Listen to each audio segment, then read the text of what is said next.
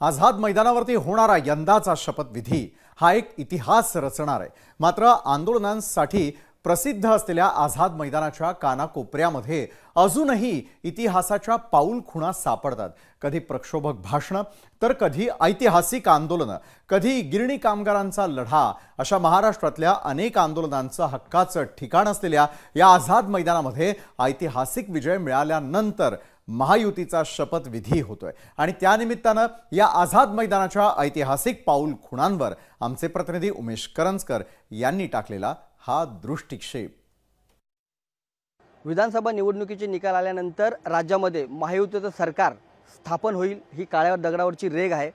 आझाद मैदान म्हणजे एक ऐतिहासिक महत्त्व असलेलं मैदान आहे। या मैदानाला जर पाहिलं तर अनेक कंगोरे आहेत, एक मोठा इतिहास आहे।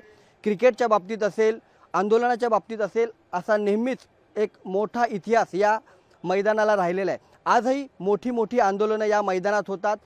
मुंबई शहरातली मोठी मोठी कार्यक्रम आहेत, वेगवेगळ्या समाजाची कार्यक्रम आहेत, ती या मैदानात होतात। मैदानाचा जर आपण इतिहास पाहिला तर गांधीजींपासून आंदोलनं जे आहेत या मैदानातून झाली।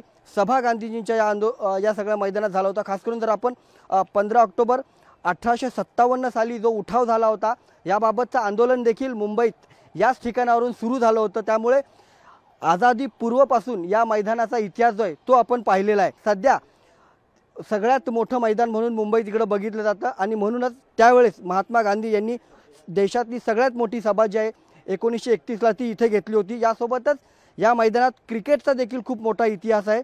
क्रिकेट आजही मुंबईतून कानाकोपऱ्यातून शनिवारी रविवारी मुलं जे आहेत ती इकडे येतात, क्रिकेट खेळतात आणि खूप मोठा क्रिकेटचा इतिहास जो आहे तो आपल्याला पाहायला मिळतोय। सचिन तेंडुलकर आणि विनोद कांबळी यांच्या जोडीने शालेय क्रिकेटमध्ये ज्यावेळेस जो विक्रम केला होता रनांचा, तो देखील याच मैदानावर केला होता। आणि यासोबतच पृथ्वी शॉ यांनी देखील जो आपला सगळ्यात जास्त शालेय जीवनातील रन बनवण्याचा विक्रम आहे तो याच मैदानात केला होता।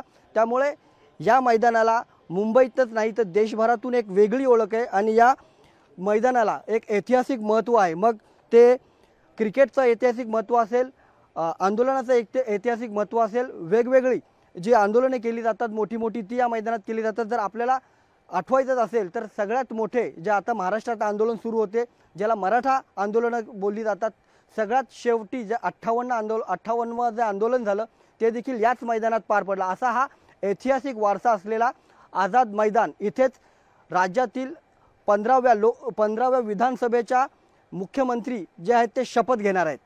कॅमेरामन लालचंद यादव सोबत उमेश करंजकर, लोकशाही न्यूज, मुंबई। लोकशाही मराठी ऐका, पहा, जागरूक रहा।